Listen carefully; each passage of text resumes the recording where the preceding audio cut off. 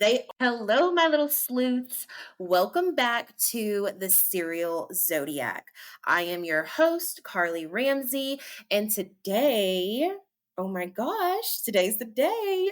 I have a very special guest with me. I've known him for like 4 years, and I'm absolutely in love with him and completely obsessed. Obviously, I'm talking about my best friend, Hello, everybody. Mason. Yes, I am Mason. just as obsessed and in love with myself too. Thank you, Carly, for having me on this podcast today. I'm so excited to jump into this.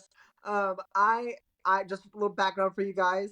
I am a Texas native, but I lived in Florida now, and I'm a queer individual, and I'm excited because all I know about this podcast so far is that this is about some crazy man that kills a bunch of queer individuals. And so I'm excited for this. I'm super excited to have you, Mason. And guys, with me, I'm always going to give you the real deal. So, we're going to jump right into this podcast. We're going to talk a little bit about our case today. And Mason's going to give us some feedback while we're filming, also. So, if you want to hear that, then just continue listening, baby. Love you. Get ready.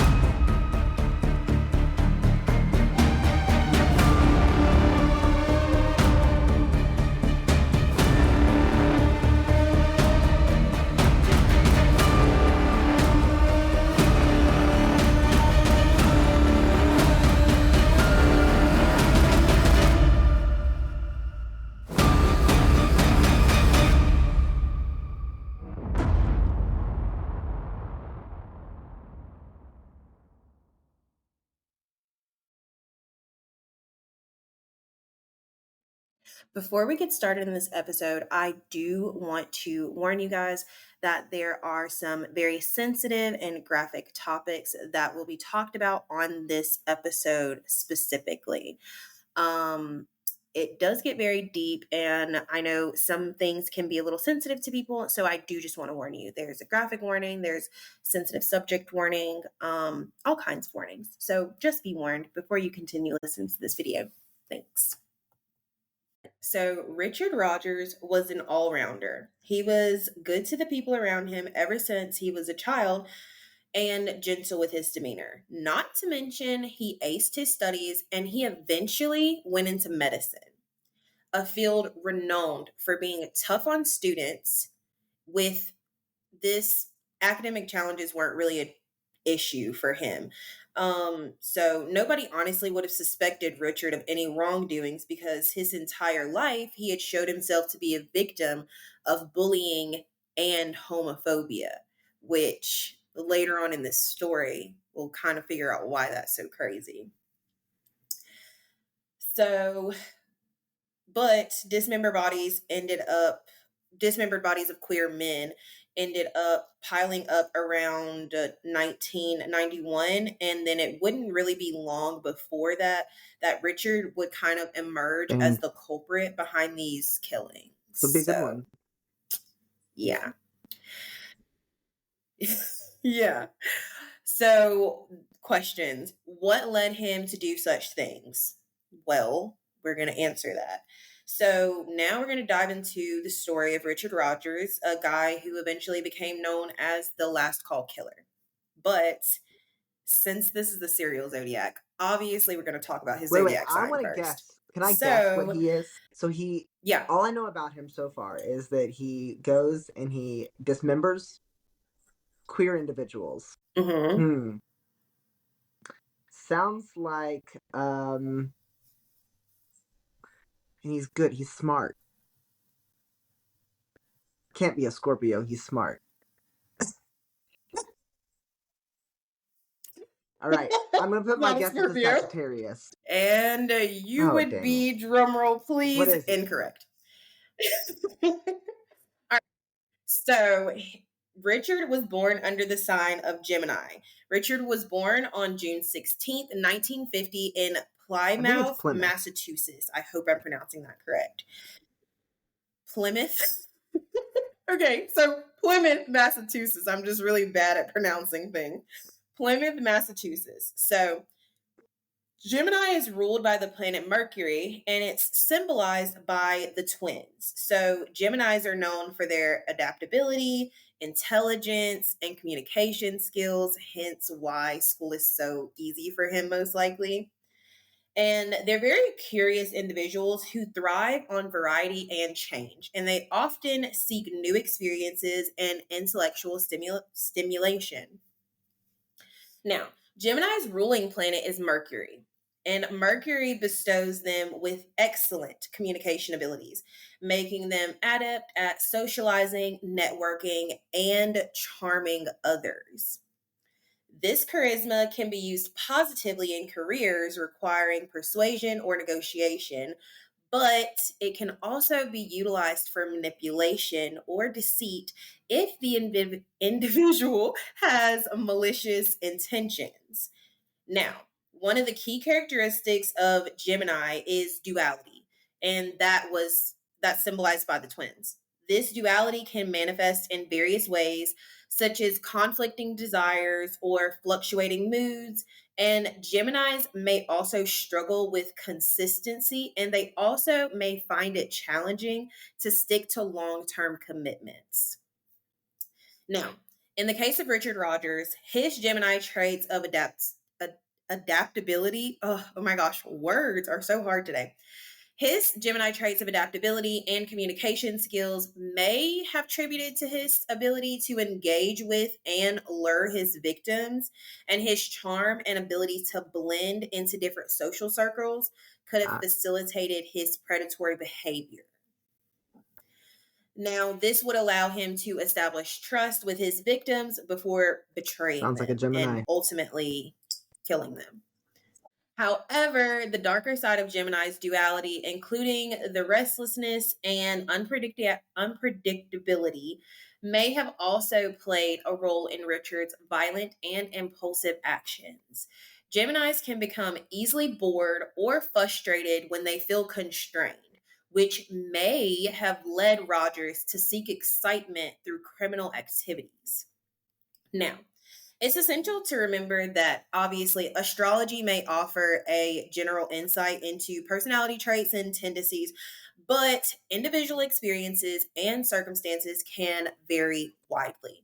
So, while Roger's zodiac sign, it may provide us with some type of context to his behavior, it's just one piece of a very complex and psychological puzzle. But now that we have all of those things, we can kind of talk about them throughout the episode. So I feel like it's time to go ahead Let's and do dive it. into Richard's background.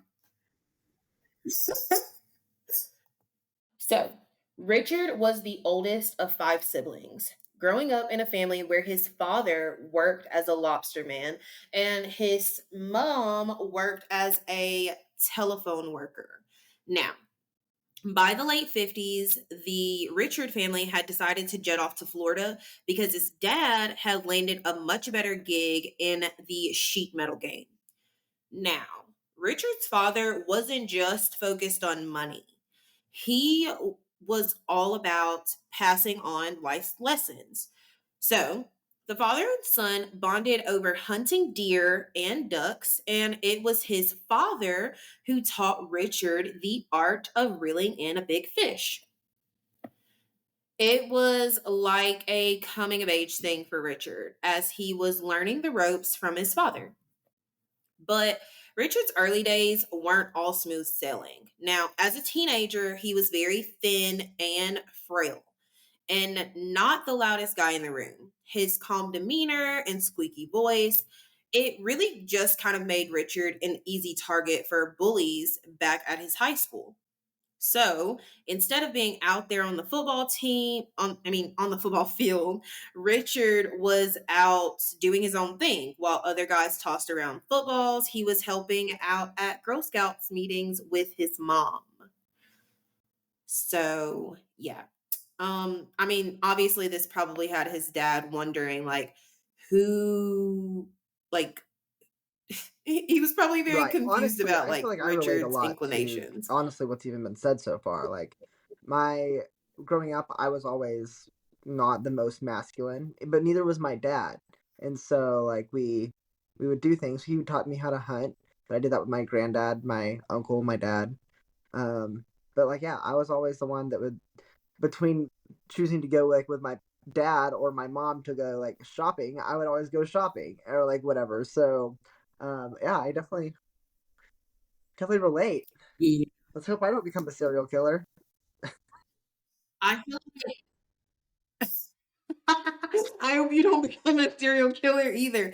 I just feel like Richard's dad was probably like I feel like he probably honestly like I feel like a lot of guys like to spend time with their moms. So maybe it wasn't necessarily that he just like was like, "Oh, that's weird." He probably genuinely like didn't think anything of it just because like I mean, Right, lots of guys are like mama's boys. I feel like when I was researching this, that's kind of right. just what I was thinking like, "Oh, like he's just a mom's boy."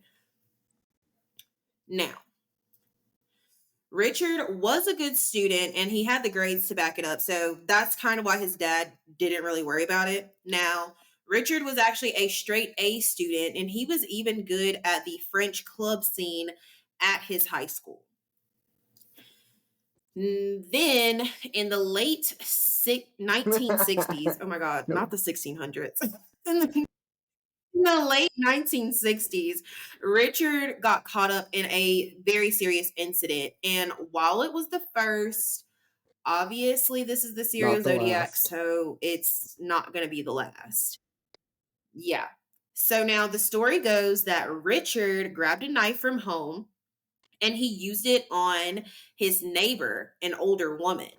And it was a wild turn of events that landed Richard a short stint in a mental Dang. institution. That's So, surprising yeah. though. Like especially if he's a mama's boy, you wouldn't think Um he'd go after an old woman, but Yeah, like it was very I feel like even like that whole statement was kind of surprising to me cuz like obviously we know like or like I know how his background turns out and like what happens to him and what he ends up doing. But it was really surprising to me that he was like I there wasn't very I guess it was because of his age at the time, and so there wasn't very much information on him right. stabbing the neighbor. I'm Yeah. assuming it got like expunged from his record, and so there's just it's just hearsay at Right. this point like because of who he turned into, but there's just like not a lot of information on it. And so like I feel like if like there was maybe background as to like, well, why Right. did he like stab her? Like, No. what was the? Not saying that that would justify any of it, but I feel like it would give us Yeah. kind of Well, I like mean, a he lived in better Florida, so idea. really maybe it's just the state of Florida. He's the first Florida man, and they're like,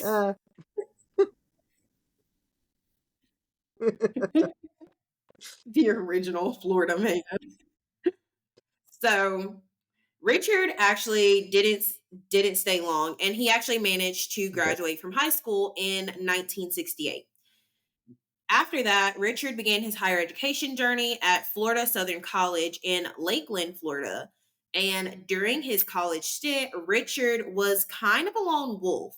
He really stuck to himself most of the time. But he did end up striking up a really tight friendship with one particular roommate.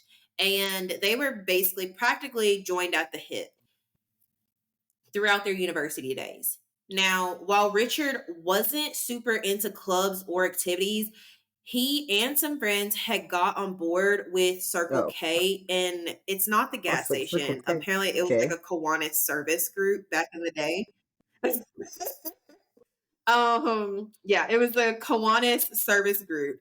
And this was an experience that probably widened his social circle and campus involvement. So in 1972, Richard actually ended up graduating with his Bachelor's of Arts in French from Florida Southern College, not university, Florida Southern College. And Yeah. So he ended up with his bachelor's degree. Now, while wrapping up his undergrad gig, Richard actually headed to, oh, sorry, not while, but after wrapping up his undergrad gig, Richard actually ended up heading to the University of Maine in Okay. 1973, and he went there for grad school. He stayed in, I really hope I'm pronouncing this right, Sure. but it's Honoro, Maine, and he ended up sharing a two-story apartment with three other housemates, and one of those housemates, he's very important. His name was Frederick Allen Spencer, and he was a 22-year-old guy. Now, while Richard and Frederick didn't exactly see eye to eye, it's important to note that there wasn't any prior beef between the two, but things definitely took a dark turn and Interesting. everything ended up changing.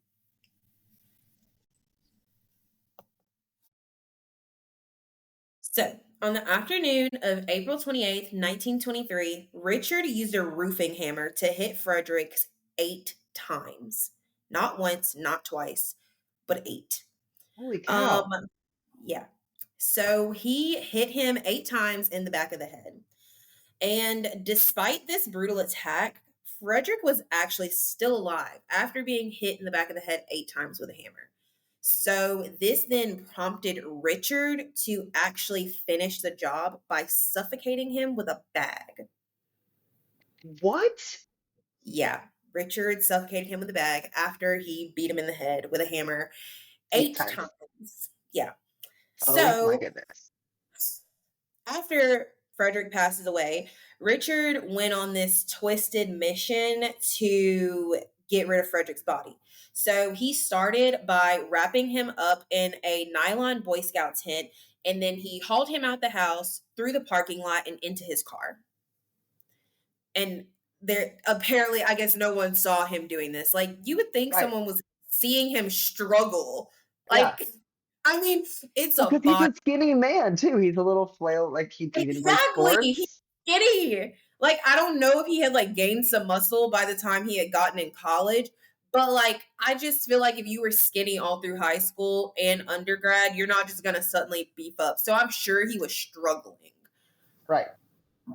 But anyway, he wrapped his body in a nylon Boy Scout tent and hauled him out the house, went through the parking lot, and put him into his car.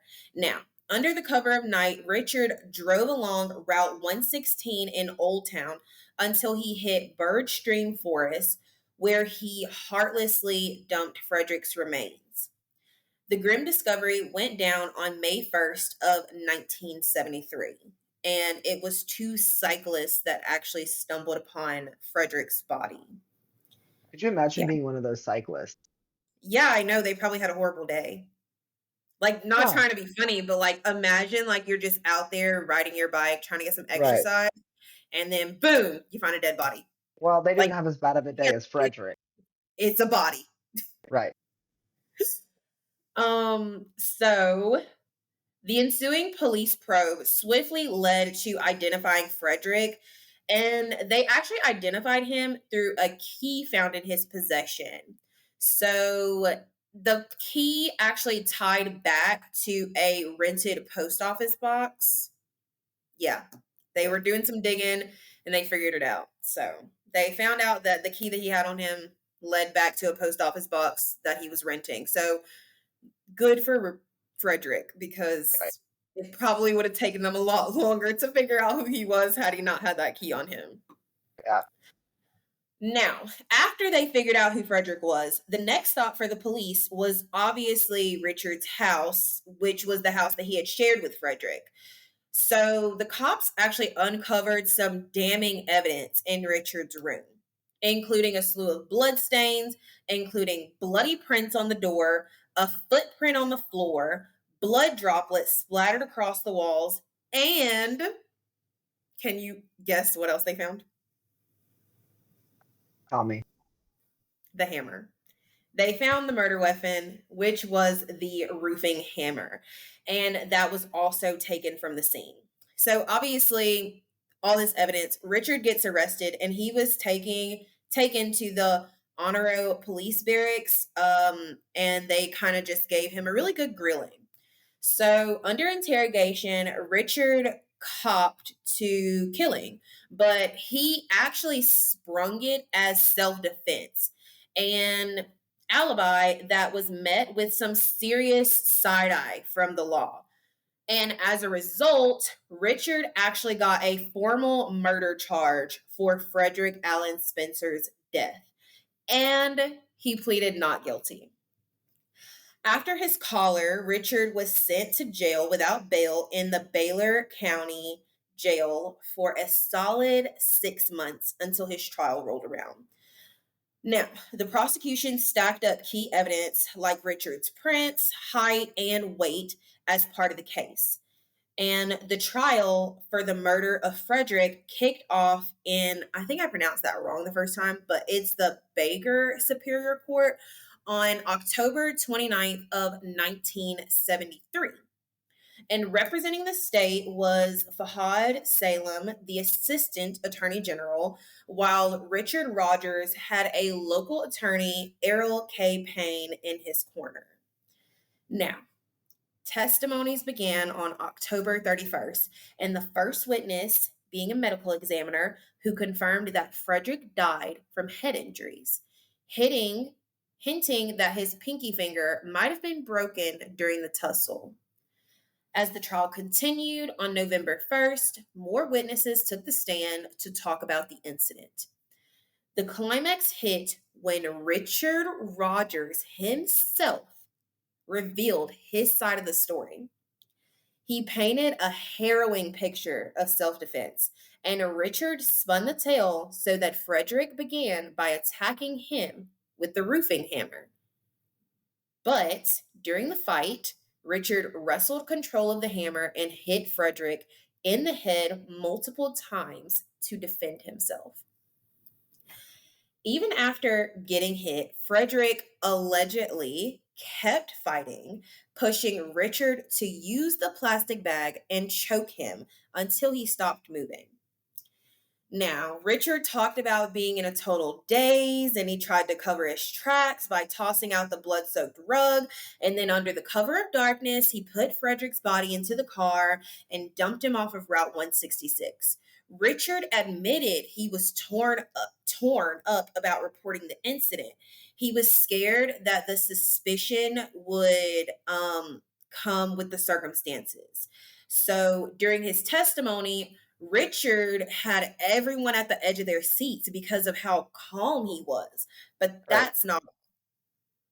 His explanations were clear and his demeanor was very convincing, leaving very little room for doubt, honestly. And when the trial ended up wrapping up on the final day, Eric K. Payne, Richard's attorney, pushed the court to dial down the charges from murder to manslaughter. And surprisingly, the judge actually went for it, and the judge changed the charge. I can't. Yeah. You're about to get even more upset. So it's no longer murder, it's manslaughter now, which is a significantly less charge. And before you move on, you said that when was he dumped on this crime scene? Did you say 1950, May 1st? He was dumped he was killed on April 28th of 1973. Oh, okay. Yeah, he was found on May 1st. So he was killed on April 28th, and then April 28th, 29th, 30th. Yeah, he was found a couple days later. Oh. So his body had been sitting out there for like a couple of days before the cyclists even found him. Yeah, and there's a few days before anybody even finds him, and now he's over here just saying that this was self-defense. Yeah. He's claiming self-defense, and I mean, there's no, like, it's his word against a dead man's word. Right. So, yeah. All right. Yeah. Continue. But blow my mind more. I feel like the worst part of all of this is that he was convincing enough for the judge to be like, yeah, like we'll drop it down to manslaughter. And the worst part is that Richard even boldly threw in what's called the gay panic defense. So Richard actually claimed that Frederick made unwanted sexual moves before things got ugly. And this tactic aimed to paint Richard's actions as a panicked reaction to a supposed threat. And the whole thing wrapped up on November 2nd, 1973. And the jury mulled over it for less than 3 hours. And they gave him a not guilty verdict. You're kidding. I'm so serious. He got away with murder in college. Because he said, that gay man, he tried to have sex with me. That's exactly what he said. And during the time that it was, people were literally like so scared of gay people for some odd reason. And so, yeah, like they just weren't fucking with gay people. They actually hated them. But don't worry, not only did they hate gay people, they also hated Black people. So they would have hated both of us. Exactly. Well, I could only assume that the judge was a white man. Honestly, if you would have pretended to be straight, you would have made it. And if you would have pretended to be white, Mason, I would have married you to save you. I just want you to know that. I would have married you to save you. and I would have painted your skin white to save you.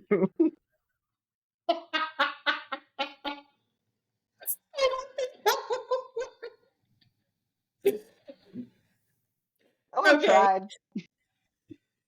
Thanks for trying. Okay. After walking away scot-free from trial, Richard packed up and he headed to New York in 1973, where he dove into nursing at Pace University.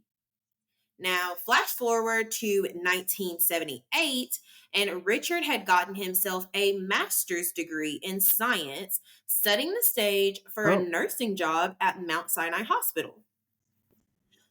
Yeah, so now Richard is a nurse. He started out as a general nurse, and Richard later focused on surgical nursing, mainly hanging around the pediatric ward until things took a dramatic turn in 2001. Now, it's really important to note that he is specifically a surgical nurse because that plays a huge That's part scary. in like everything that he has going on.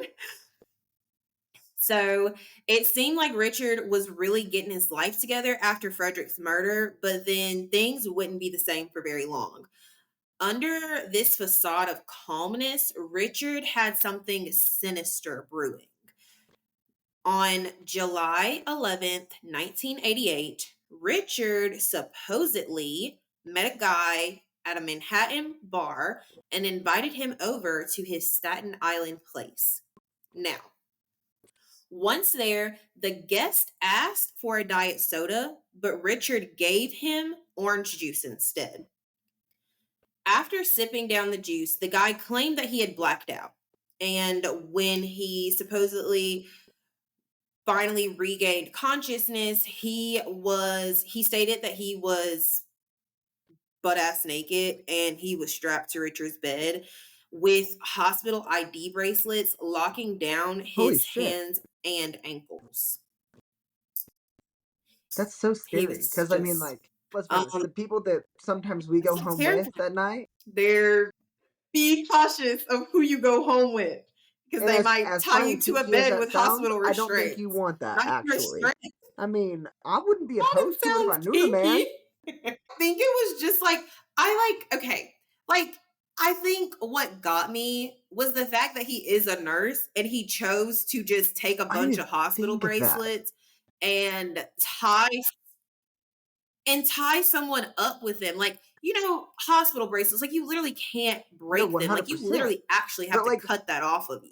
Did they just have that inventory there and he just took it home? That's what I was thinking. Like, okay, so nowadays they like print off your hospital bracelets. So I'm assuming that either he just printed off a bunch of them, which it Yeah. was like what the 80s at this time. So maybe they weren't printing them off then. Maybe they were just like there ready to like hand out and put on people. But like still, they didn't notice that just like a because I'm sure he didn't just steal the amount he needed to lock up Yeah, I don't someone's know. hands and That's ankles. crazy. Yeah, so I'm like, he had to have gotten, like, at least, like, a handful of these. I Yeah. like, nobody noticed that they Hmm. were gone? Crazy. Yeah. So, during this ordeal, Richard actually pierced the man with a needle, which ended up knocking him out again. And hours later, Richard dressed the still unconscious guy, and he took him out of the building. Now, this man did end up waking up the second time also. He immediately called his friend who rushed him to the local police precinct to talk about the assault. And then the victim went to Roosevelt Hospital for a checkup where doctors ran and they spotted bruises on his vein. This is also Right. important because it's like cooperating his story. He also ended up getting a rape kit, and that rape kit came back negative. Well, Un- I mean, I guess not unfortunately, but there was no like right. Well, hardcore I count evidence that that as like a something win. I like this had mean, happened to him. it's one thing to be strapped down and then you wake up naked. You have no clue what's going on, abused, like because clearly, I mean, he was unconscious. But could you imagine that rape coming back positive, and then you're like, now I've also been raped? Like that's just trauma on trauma on trauma. And also, how did he knock him out again with Yeah. a needle?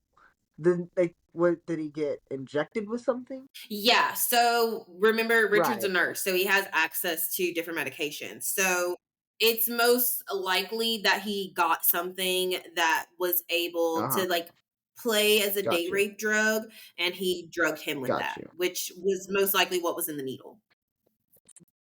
But I think the thing that is like scary about this because it comes up later in the story.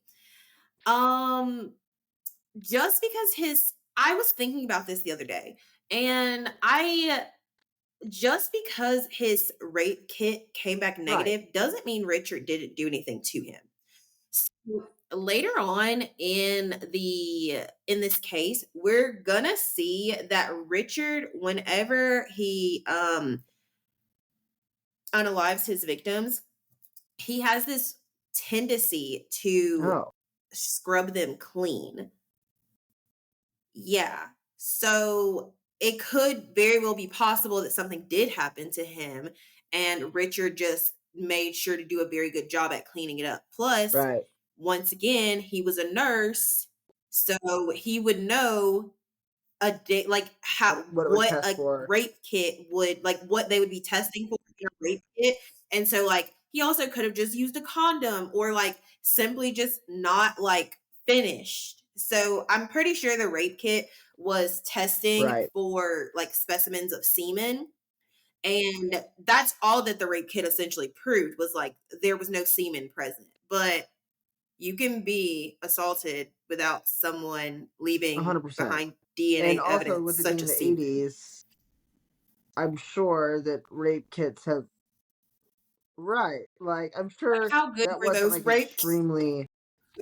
I don't know. It probably was like a new testing thing. I don't know. But also, if it was a guy and he was being, the rape kit was being used on him, that also wasn't common in the 80s, was for a guy to like claim that they had been raped or like them doing something like that. And the stigma behind that is if he did, who knows if those doctors were like really even doing it thoroughly. I didn't even think about that. I feel like even now, it's not like common, even though like we know it happens.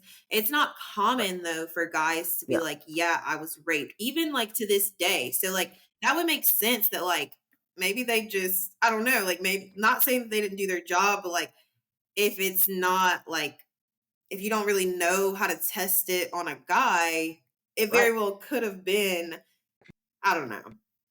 That's all just Same. allegedly. Same. That All was right. just We'll me thinking continue. out When loud. now, this man is now in the hospital. He gets raped. So, yeah, the rape kit came back negative, but Richard was still charged in August of 1988, and he went through trial in December. And despite the gravity of the accusations, Richard once again What? walked away scot-free after Well, a trial I'm without a surprised, but jury. also Yeah. not because I mean he So hasn't gone on a killing spree yet. So this is his third time. This is literally his third time.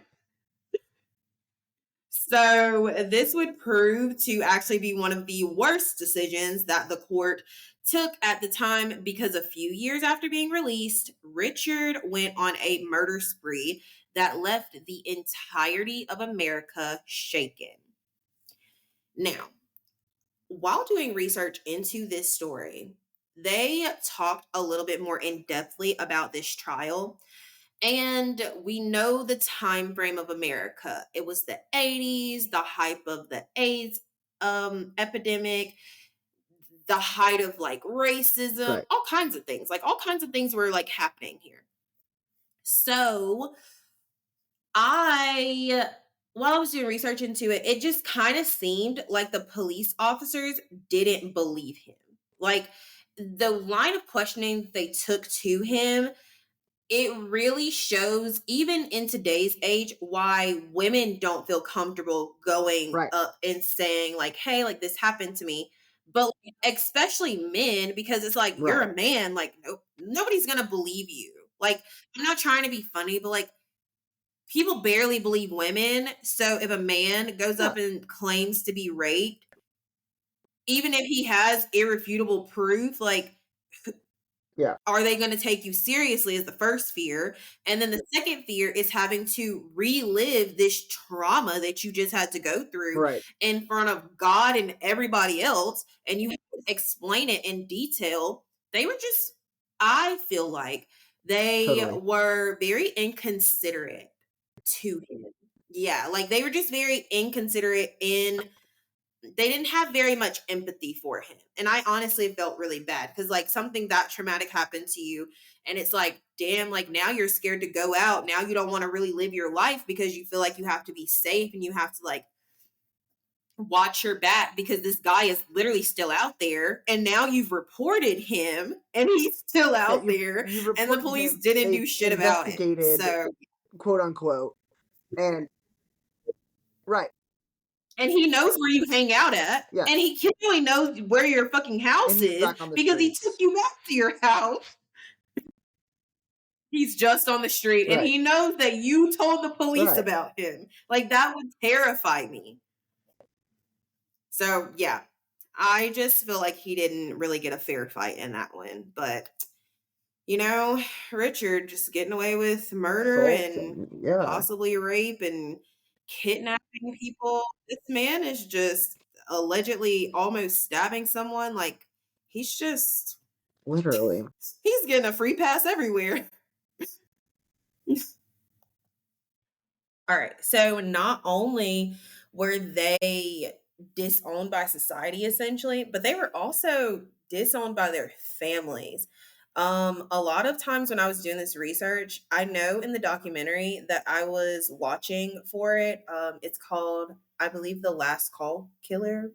I think Mm, that's what it's called. I'll have the name for it for sure at the end of linked below at the bottom. But it was one of the victims, their family, like to this day, still like doesn't accept that he was gay. Like they just won't, they refuse to accept it. They just pretend like he wasn't gay and they pretend like him dying because of this was essentially just like a tragic accident. They don't talk about him and what one of his I think it's his great nephew, if I'm remembering correctly. But one of yeah, his great nephews is also, I think he said that he was bisexual. So one of his mm, nephews is also part of the LGBTQIA community. And he's like really trying to remember him because he was like, once they die, then Right. his memory is going to die with them because they literally refuse to talk about him essentially.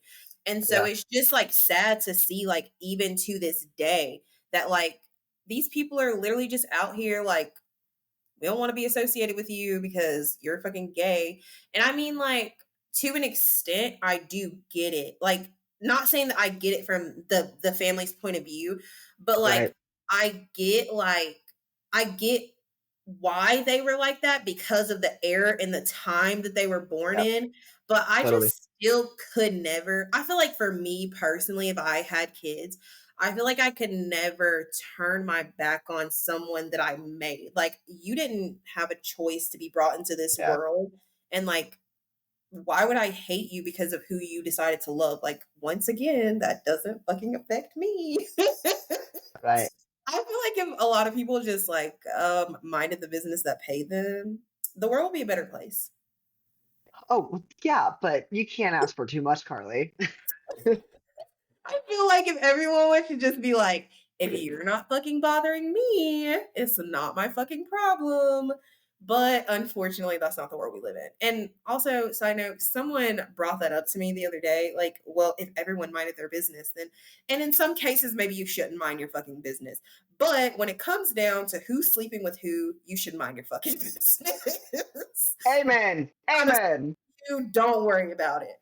But Right. did you have anything else to add?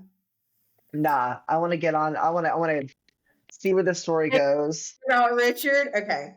So we're gonna get right back into Richard's story Yeah, case. he just got away with this awful thing that he did.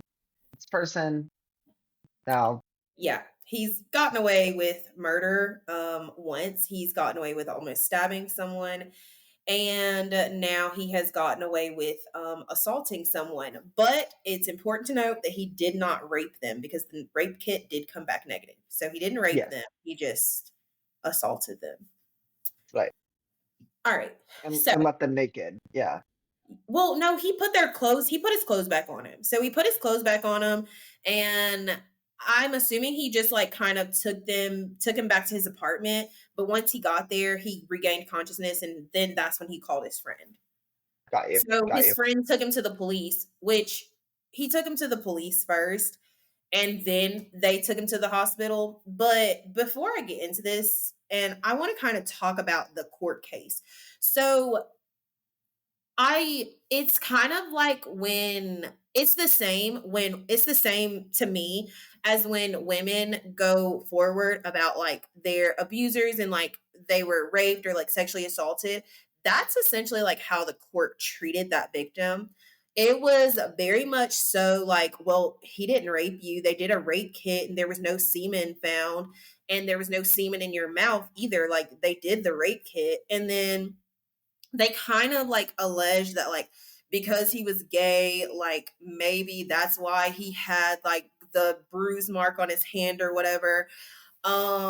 Yeah, it they just treated him horribly. Like the line of questioning that they chose to go about, it was very insensitive and you could tell their biasness. Like you could tell the police like didn't believe him. You could tell like the people in the court didn't believe him because it wasn't a Right. jury. It was just him against essentially Richard and it was their attorneys and then it was just a judge and the judge was the one that made that final decision, but it was Right. very much so like they didn't really care what happened to him. Like that was kind of the attitude about it.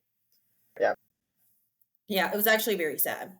But between 1991 and 1993, a terrifying string of murders affected Manhattan, Pennsylvania, New Jersey, and New York. So this guy was busy. Um, four gay and bisexual men were targeted after being lured from piano bars in Manhattan, only to have their bodies later found dismembered and dumped in trash bins along highways. This earned the killer the last call killer in the media. While Richard was eventually nailed for two of these murders. Many suspect that he's behind all four, but why was he suspected is the Yeah. question. Yeah. So let's look into how these murders kind of actually happened. So the first victim being Peter Stickney. Sorry, I'm so bad at pronouncing names. Peter Stickney Anderson. Now, Peter was a 54-year-old guy, and he was last spotted alive on May 5th in 1991 near Lexington Avenue after a night out on the Townhouse Bar in Midtown. The next morning, a maintenance worker along the westbound side of the Pennsylvania Turnpike stumbled upon the horrifying sight. It was a trash barrel stuffed with Peter's remains. Oh my God. Yeah. So the reason, honestly, we're going to get into it, but he was kind of like all the victims were kind of found by chance. So, Yeah. yeah, like Peter actually, let's just talk about it. So the garbage worker, when he couldn't lift a suspiciously heavy bag from the barrel, he ended up opening it, and it was only to find Peter's head inside. Talk about having a bad fucking day at work. Yeah. Again, at least it's not Peter. Oh my God. Yeah. His head in a trap. Like, could you imagine? Could you imagine? Like, okay, so the bag. The bag was in the barrel. It was heavy, of course, but what also brought suspicion to it was the fact that it kind of also looked like there was blood in the bag. Right. And it was kind of, it wasn't leaking just yet, but like it looked like there was something weird in it. And Richard had this, he was, I don't know if they ever like found out if, I think this was just maybe his signature, but he would double bag and double knot the bags. Right. So I think it was also like a way to keep it from leaking out, but like that was his signature. Every single bag was double bagged and double knotted. So like this man actually had to like really try to untie this bag. And so yeah, when he opened it up, he found Peter's head. Oh my God. Just right there. Crazy. So the maintenance worker found Peter's remains. He found his head in the first bag, and this prompted him to alert the supervisor who dialed up the Pennsylvania State Police. And after an autopsy was done, it was revealed that Peter had been stabbed multiple times in the chest and back. So Peter's body, like it was just cut up essentially, which Right. I know this sounds morbid, but Peter was kind of, his family, I would say, was one of the luckier families because when Mm. Richard disposed of Peter's body, he disposed of the almost a good majority of it in that barrel. Whereas other victims weren't necessarily so they weren't found like that essentially. Some of the Right. other victims were found literally like days after they had found the first body part because of the way that he chose to spread them out. It was almost like a game to him, like finding puzzle pieces of dead body parts. Yeah. God. So the autopsy revealed that Peter had been stabbed multiple times in the chest and the back. And on top of that, he was castrated. Um Oh my God. Post-mortem. Oh, was it found? Yes. So his private parts were found pushed into his mouth. Oh my goodness. Yeah. The medical examiner figured that Peter had died less than 37 hours after being found. At first, his identity was a mystery until, oh, actually, it doesn't. one of them, they were all found together, but this Peter wasn't. So his identity was a mystery until the rest of his body actually emerged elsewhere along the turnpike, leading to his identification. So, no, his family didn't look out. They were looking for the rest of Peter, Mm. unfortunately. The pieces. Um, so, yeah, that happened. That's terrible. Yeah. Richard, um, honestly, being completely transparent, this story, it hurt, but because I covered Albert Fish last week, I still feel like that story takes like the top of like the Right. most gruesome and horrifying things Yeah. that I've covered on my podcast. But yeah, no, Peter, this entire story, I think it was more so like what we talked about earlier, like the racial notes behind it and the biasness about people in the Right. LGBTQIA community. Like I think it was those things that really made this story hit home for me. But Yeah. yeah, I I think feel it's I if he's not number one for me, because Albert Fish is, yeah. Richard is definitely number two because although he didn't deal with like babies like Albert Fish did, it was still the way that he chose to treat these people. It was like he Right. basically found them to be an experiment. Yeah.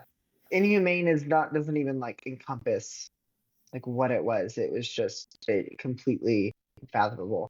And yeah, it has to be internalized homophobia in my personal opinion. I Like, genuinely think that he ended up doing this. Like, my personal opinion is that he did this because he wanted to outwardly be gay and he just couldn't. And so instead of him dealing with that and on his own, he chose to take it out on other people who were proud of like their sexuality. And not right. necessarily saying like they were out and proud, but they were openly like, I'm going to put myself out there because I really do Yeah. want to find someone that's for me. Yeah. And unfortunately for them putting themselves out there is what got them. Well, I mean, you go to a piano bar in New York City, you're pretty much gay. Yeah, it was, honestly, I don't know if he was like having intercourse with all of these victims, but I was like, I feel like the entire time when I was like researching into this, I was like, this, once again, like we talked about, this was during the height of the AIDS epidemic. So was he not like fearful of that? Like, I mean, he just may have simply not been having intercourse with them, but like, was Yeah. this not a priority to him? Like, I don't know. Like, I feel like it might have been a priority to me.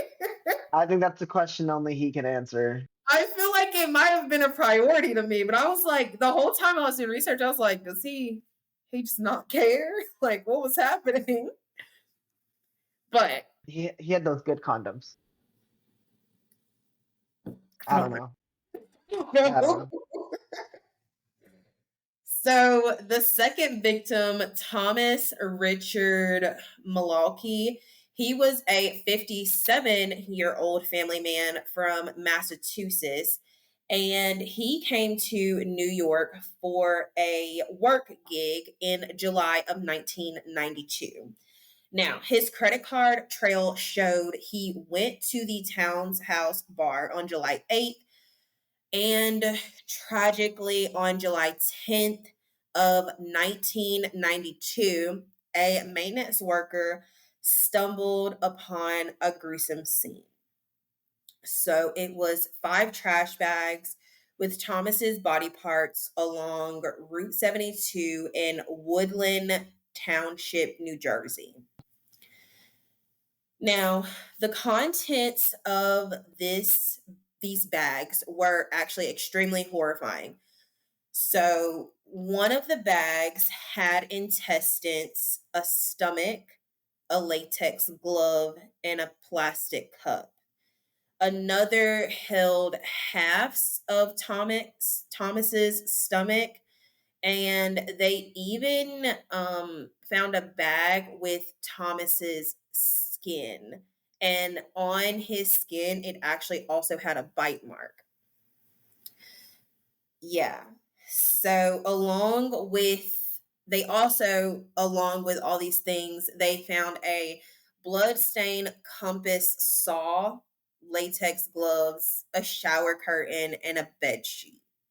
So it kind of seems just like he cut him up and he rolled him up in the sheet and the Yeah. curtain and just kind of got rid of him.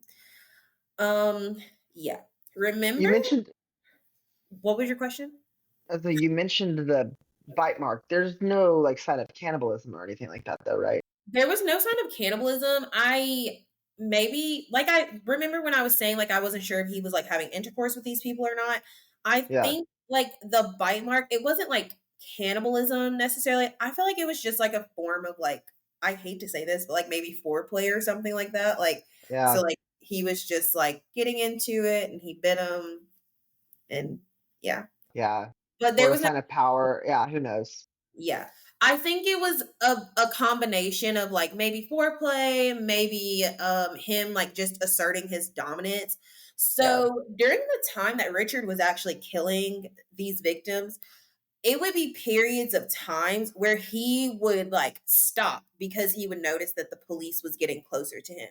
So Hmm. it wasn't like this insatiable need to kill because like he controlled it obviously, Right. but it would like we don't necessarily know what he was doing to satiate himself during those times. Yeah. Yeah. Hmm.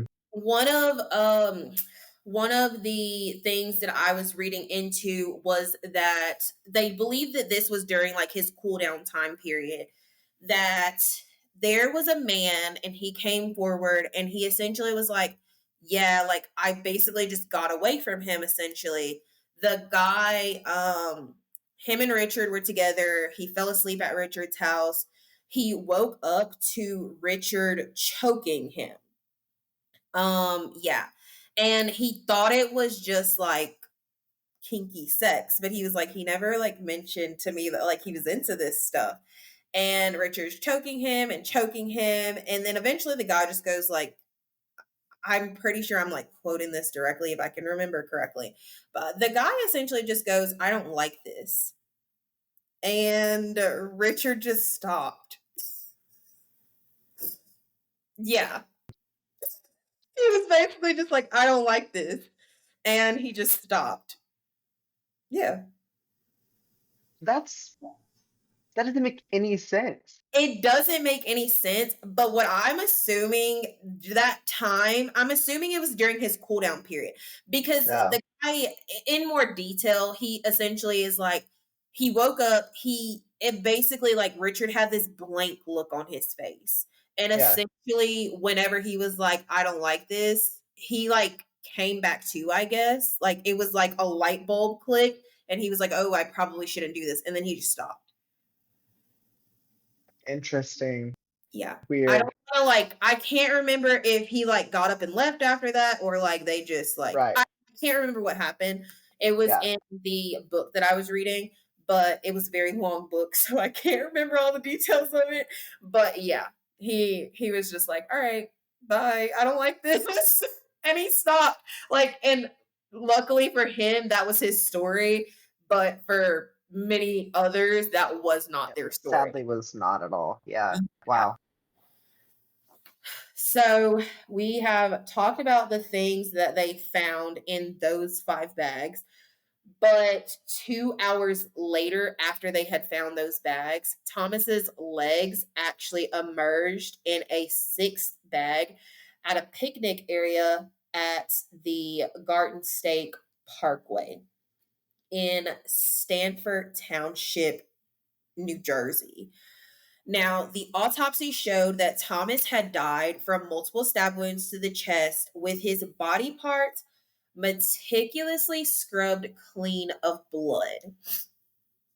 So, the way that he was dissecting these body parts, he was dissecting them in a way that essentially told the police that he knew bodily autonomy, because he was cutting not only like, he wasn't cutting bones, he was cutting like joints and ligaments. Like he would cut like here, like somewhere along here to cut your arm off, or like somewhere like at the elbow to like cut your forearm. Right.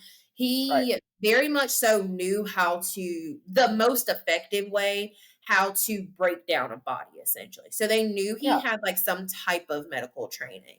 Yeah. Okay, that makes sense. Yeah. So now they figured out how he had died, and the cause of his death was the stab wounds. Now, there was a third victim in this string of murders that was Anthony Edward Marrero. Now, Anthony was a 44-year-old gay hustler based in Manhattan. And on May 10th of 1993, they found 6 plastic bags stuffed with Anthony's remains off Crow Hill Road in Manchester Township, New Jersey. Now, his body had been gruesomely sliced into about 7 pieces. Well, not about 7 pieces. Yeah. Arms, legs, half torso, and head um, was included. Anthony's cause of death was multiple stab wounds to the back and torso, just like the others. His body parts were spotlessly cleaned once again before being tossed out. And Anthony was seen alive near the Port Authority bus terminal in Manhattan before reaching his untimely death. So, the final known victim in this series was Michael J. Sakura, an openly gay 56-year-old guy. Now, Michael was last seen alive on July 30th of 1993, Okay.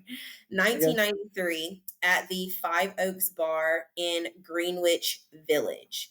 Witnesses remembered him drinking and talking to a guy that went by Mark or John. They couldn't really remember his name, but what they did remember is that he claimed he was a nurse at St. Vincent's Hospital. Now, the next morning on July 31st of 1993, a strange find was made. So, a man stumbled upon a suitcase and a bag containing Michael's shoes, pants, shirt, and wallet at the Haverstring Bay Overlook. Oh my God. Not my hair scaring me. Oh. Okay. So they found all these things at the Haverstraw Bay Overlook. And so at first the guy was like kind of like, oh, like look at what I found. And he was kind of gonna keep it, but he felt a little weird about like the findings, because it's like shoes, pants, it's all these things. So he felt Right. weird, and he ended up actually, amazingly enough, taking the items straight to the Haverstraw police station. Hmm. And later that day, a local hot dog vendor made a gruesome discovery of Michael's head and arms wrapped in 2 garbage bags inside a nearby trash barrel. Now, let's talk about this hot dog vendor and how meticulous he was about the trash can barrel that he used, and why that's important to this, because had he not been so particular, or like so paying attention to detail so much, Michael's body most likely would have not been found. Right. So this hot dog vendor was very much so known for looking in this this trash bin when he came to work every morning to see who, like if anybody had left trash in there. And what he would do is he would essentially take that trash out, figure out, like, go through it, figure out whose it was, and he would go put it on their yard. He, like, this was a thing for him. So this particular morning, he pays attention. He's very detail oriented. So he knew exactly how much trash should have been in that barrel. And when he looked in the barrel and saw that there was extra trash in it, he went to his normal routine of taking them out, going through them, trying to figure out whose this belonged to. So Yeah. he picks it up, goes through it, and figures out that it's body parts. Yeah. Oh my god. Him being very anal about people using his trash can is literally the one thing that got Michael found. Otherwise, honestly, Michael probably would have ended up in, like, A yeah, landfill somewhere. Yeah. yeah, and never found, and his family would have just he would have just forever been a missing person until he was able to be transitioned from being missing to um like pronounced dead, essentially. Yeah. Yeah. Oh my So god. that's how Michael was found, because the hot dog guy was very anal about his trash can. Well, God bless the hot dog guy. I hope he got a raise. I think it was his stand. It was said that people were actually, like, coming to the hot dog stand after he had called the police, because it was very, like, he was very detail oriented, the hot dog guy. And so Yeah. they were Yeah. noticing, like, his hot dog stand wasn't open, and they kind of saw the police. They kind of figured something happened, but they didn't really know what at the time. So Right. yeah. Yeah, like my hot dog man is missing, and he's always here at 11 a.m. So can you find him? So they were coming to the hot dog stand, and they just saw the police, that they were already there. So Okay, got you. he wasn't necessarily missing. He was just dealing with the police, and so he hadn't opened the hot dog stand yet. That makes sense. Yeah. But crazy how, he was literally found because the hot dog man's anal as fuck. So 9 days later, after this discovery, at the hot dog stand. 9 days Uh-huh. later, on August 8th of 1993, the rest of Michael's body was found 10 miles north in Stony Point, New York. And just like the other victims, Michael's body had been chopped into 7 pieces and given a thorough scrub down. Now, despite taking 5 stab wounds, not Mason, Michael's cause of death was chalked up to blunt force trauma. The Okay. cold and calculated way that these murders were carried out painted a very chilling picture of these crimes, and it definitely left the community very much so shaken to its core. Right. That at the time there was actually, like, a little campaign going out, because the police weren't really doing anything. There was a group that was actually, like, taking calls from these people, because once again, like we've talked about several times, they were scared to go to the police for fear of being outed. And Right. I don't blame them, because it's like, if I go to the police and then I'm outed, what if they still don't help me? So now I'm Well, exposed yeah. and I didn't get the help. So it's kind of Right. like they had a reason to be scared to not report these vicious crimes to the police, not just murder, but, like, at the time they were literally, like, just getting beat up in the middle of the Yeah. street, and they weren't Yeah. reporting it because they were so scared that, who knows, it could have been a police officer that beat them up in the street. You literally don't. Exactly. So, yeah, they were just scared. So there was this other group that were taking the calls. They came out with this campaign of, like, know who you're going home with at night after that last call at the bar. It was a very big campaign that they did. And so they were like, make sure someone knows where you're going. Make sure they know the name of the person that you're going home with. Just Right. basically telling people to be extra vigilant, Yeah. because there's a killer out there and we don't want you to die. And we appreciate them for that. Right. Right. Be Because, vigilant, but not afraid. right, like, if you want my honest opinion, I think the police saw what was going on, but had this group not stepped in and like alerted the public and alerted the media, essentially, I feel like Richard, honestly, like, and God knows how many other bodies, like, how many other people this happened to that they like didn't find, but like, God knows how many like people he could have murdered if like Yeah, these people didn't step in and say something. 100%. Because yeah, he was just going in bars, picking up people and killing them. So the cold and calculated way that these murders were carried out painted a chilling picture of the crimes, and it left the community shaken to its core. But this wasn't the end of Richard's doings. He is potentially mixed up in another murder case. Now, this one is involving the death of a 21-year-old Matthew John Pereiro. And this was on April 10th of 1982, and they found Matthew's lifeless body off of a dirt road near Interstate 4 and Lake Mary Boulevard in Lake Mary, Florida. So Yeah, remember, Michael was from Florida. yeah, Now, Lakeland. yeah. So the autopsy had revealed that Matthew was strangled, stabbed 6 times, and his nipple was bitten off before his murder. So now, before his murder, Matthew was last seen leaving a gay bar in Orlando, Florida. And here's where it gets kind of strange.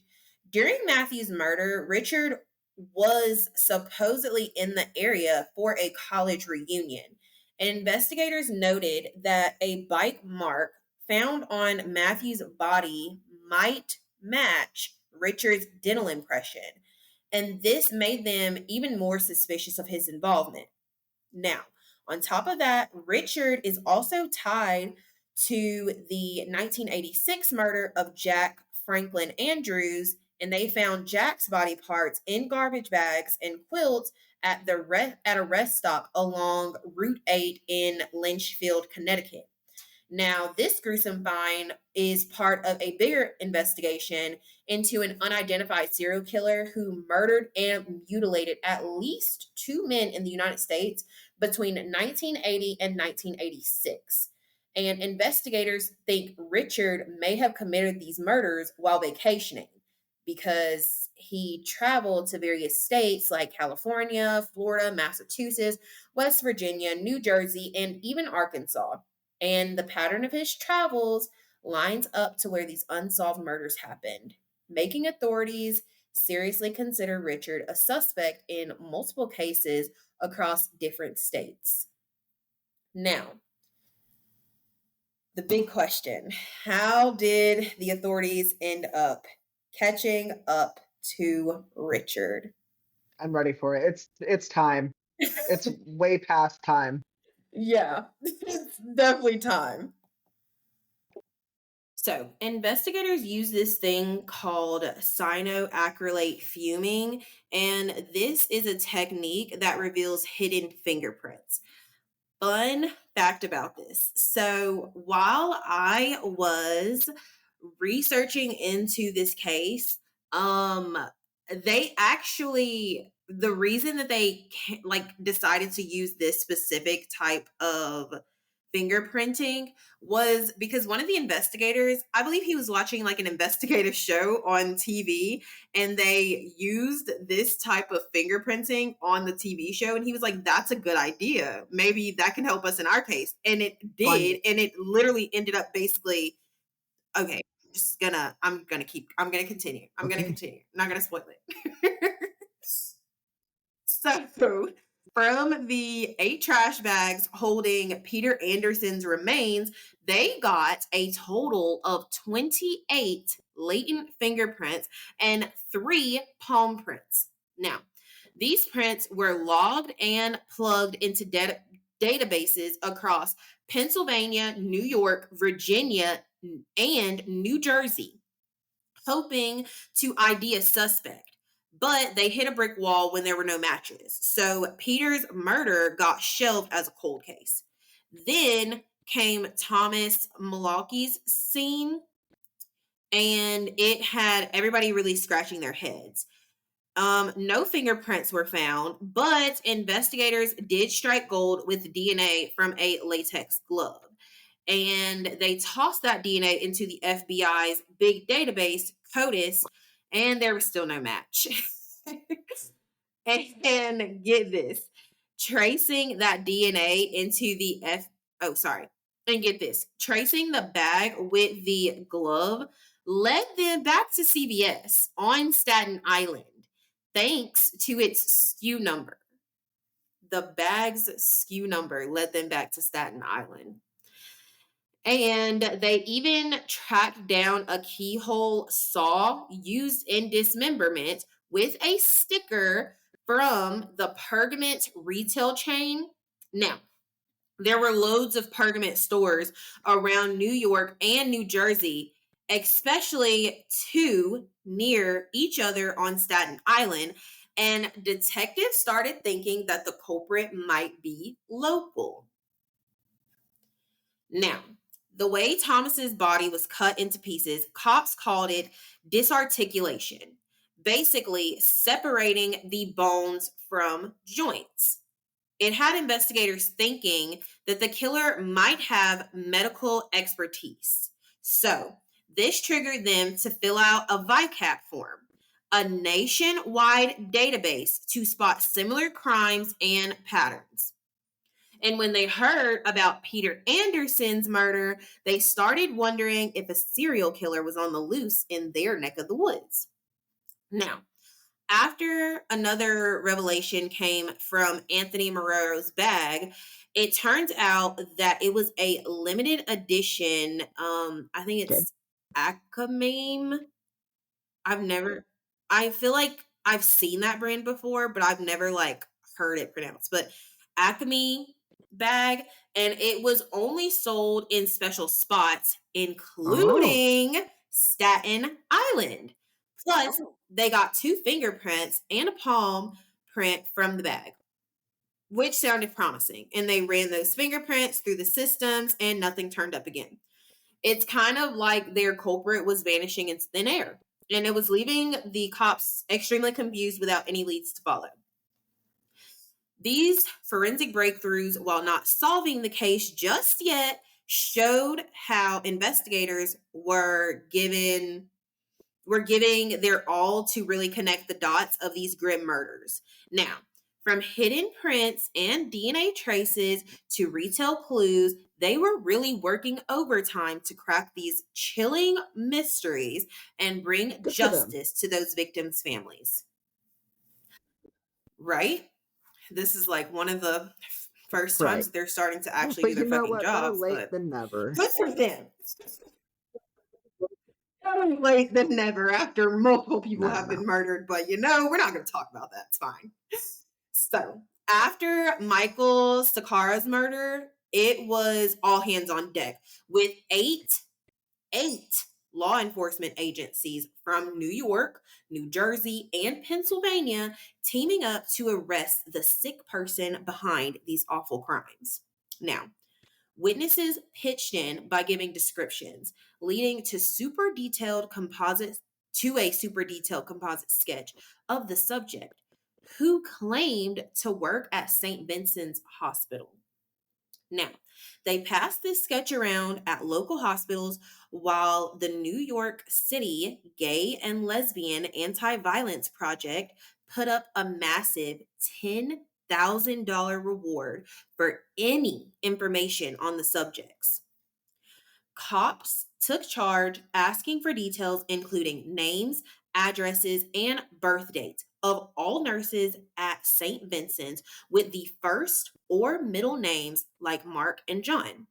They felt like they were getting somewhere with a guy named Mark, a gay nursing care coordinator at St. John's, who split his time between Manhattan and Staten Island. Now, people thought he hung out at bars like the Townhouse and Five Oaks, and they grilled him, but there was nothing linking him to the murders. Then something big happened. On August 26th, a mystery caller revealed everything about a nurse at Mount Sinai Hospital. The nurse brought a guy home from a gay bar, but when he tried to hold the guy down, he ran. The tipster bumped into the nurse again at Townhouse, where the nurse kept trying to lure him home. Even though they didn't know the nurse's name, detectives scoped out all the male nurses in Staten Island who worked at Mount Sinai. Now, a bartender who saw Michael with the suspect saw pictures of potential perps and noticed a hair Mm. resemblance to Richard, but they couldn't pin him down for sure. So they chased more leads. Later on, the task force hunting the killer was disbanded in November of 1993, which slowed things down. Now, fast forward to April of 1999 when New Jersey State Police got wind of a fingerprint trick called vacuum metal disposition. Sorry, I was wrong earlier. So that first fingerprinting wasn't the one that they found. It was actually that they found on the show.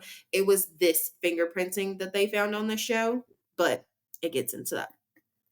Now, this fingerprint trick was called the vacuum metal disposition. This method brought hidden fingerprints to light. So they went on to analyze gloves and over 3 dozen plastic bags from the crime scenes in a lab in Toronto. 6 to make the most of this gold mine. They sent packets with prints and case information to all 50 states and Puerto Rico, cross checking them with the automated fingerprint identification systems. What? And guess what? Remember when Richard went to jail whenever he murdered his college roommate? They found a match to Richard Rogers in Whoa. Maine's fingerprint database.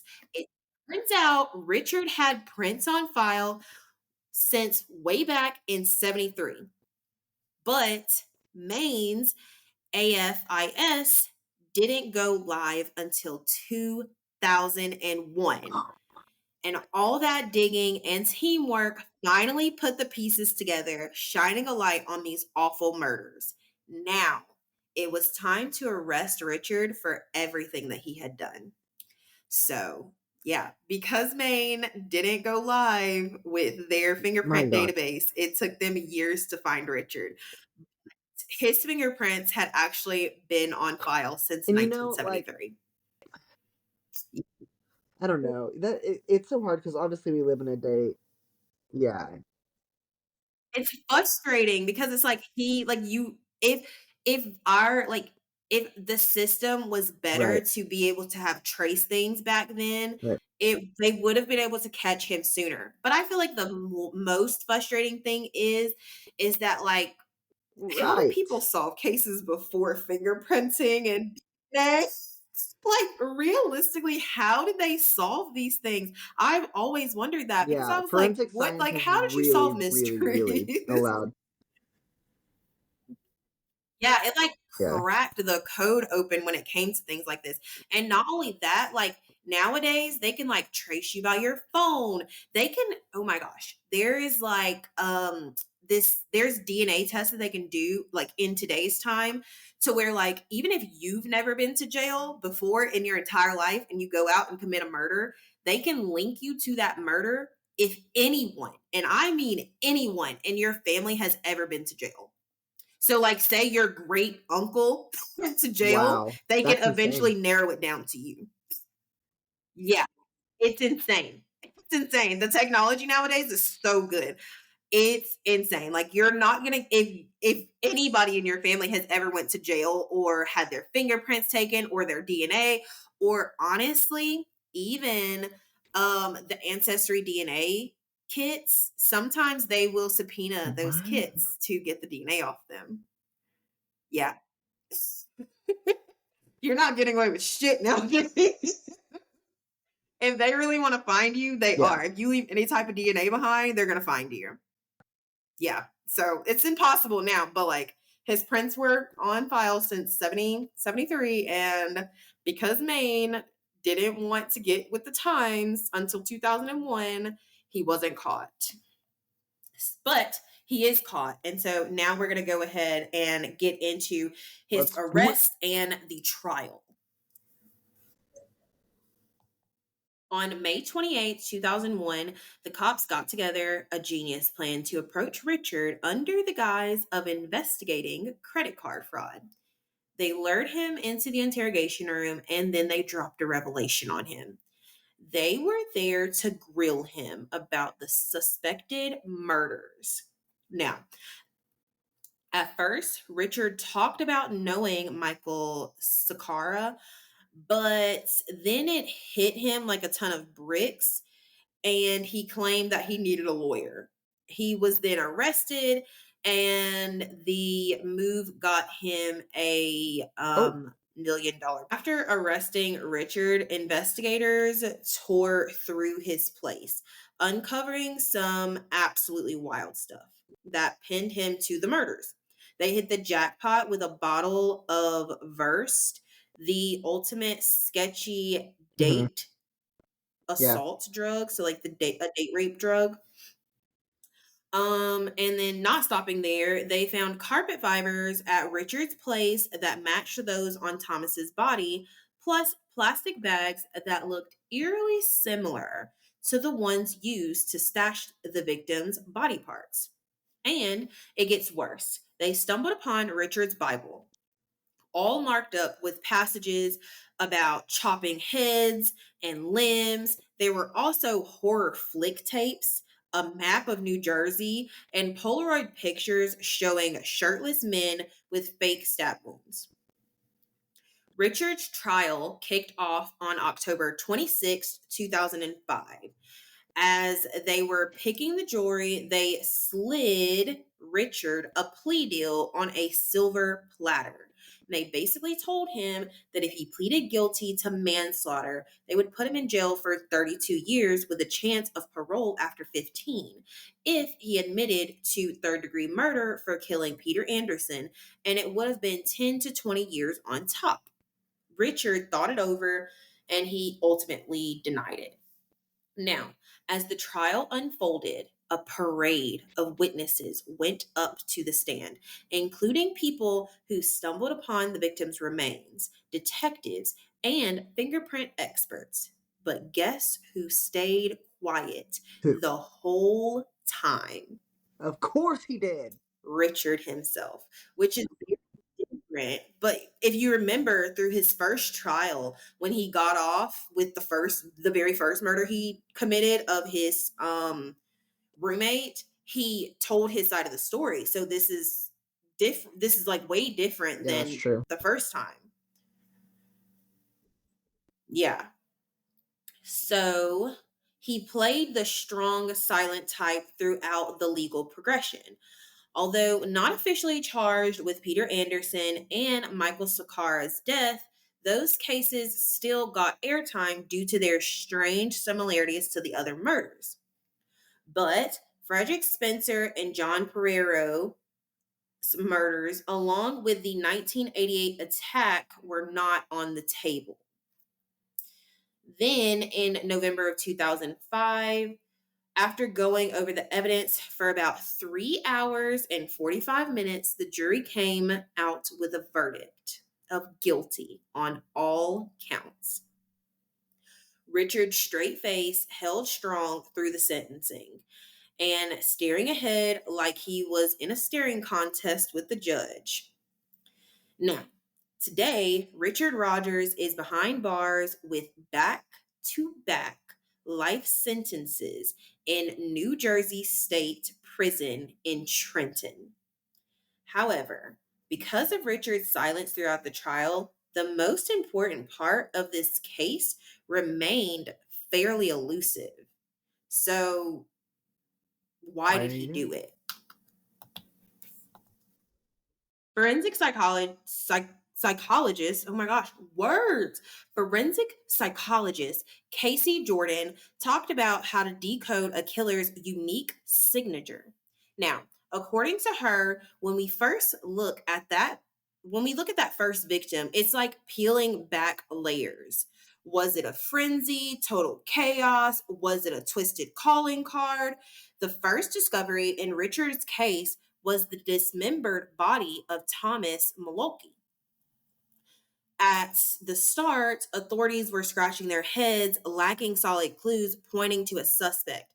Then, a year later, Anthony Marrero, a sex worker known for his hustle at the Port Authority bus terminal, turned up in trash bags down in Ocean County, New Jersey. According to Casey, that's the moment you realize that it's no accident. If this were just about getting rid of a body, they'd go the quickest way out. However, in this case, the culprit went beyond slicing and dicing. He disarticulated those bones, meticulously prying them apart at the joints. He also cleaned it up before discarding the remains. Clearly, Richard was not in a rush. Casey said that someone who takes their time to jab a knife into a joint and crack bones, it's more about feeding a personal need. Some killers have a specific ritual in mind for their victims, which later becomes their signature. Now, Casey broke this down and said that Richard couldn't help but stick to his methodical routine, bagging those body parts and cringing them up tight. In other words, it wasn't just about the killing, it was all about the way he got rid of the evidence, which was Richard's twisted calling card. The killer left the body parts like breadcrumbs, daring the cops to catch him, playing a twisted game of cat and mouse. Casey also claimed that Richard probably got a sick thrill out of the first castration, which probably sparked a curiosity in him about just how far his dark side could go. And that is the story, the case of Richard Rogers, the last call killer. That's I can't. Yeah, I can't. yeah. So, listeners, I really hope that you enjoyed today's case. And I also really hope that you enjoyed my special guest, Mason. Mason, what did you think about the case? Because I know, like, we didn't talk about this. You knew nothing about Yeah, it prior to, honestly, like, just coming and I mean, I knew filming. it was gonna be gruesome, and I knew it was gonna be sad. My heart definitely goes out to anyone that was impacted and affected by it. Any of the victims, their families. I can't imagine. Um, it really just brings and sheds a light on some people don't really have reason, don't really need one. And even when they do, sometimes it just doesn't make sense. And so it definitely makes me clutch my pearls a little bit tighter at night as I'm walking down the street or depending on who I'm going home with.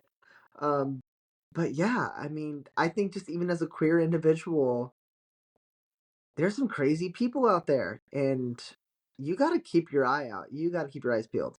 So, thank y'all for having me on the podcast. Most I'm hope to definitely. be back, but it's been good. Obviously. We'll see him. Probably not for the rest of the year, but we'll see him eventually again. But like I always like to say to you guys, stay safe, stay vigilant, and stay suspicious. Thank you so much for listening to my podcast today. And don't forget to subscribe to my YouTube channel. And also, my website is about to drop very, very soon. And if you want to know when it's going to drop, sign up for my email list. It's linked in the show notes, baby. Linked in the show notes. Anyway, have a good day, and I hope that you're having the day that you deserve. Bye. Love you.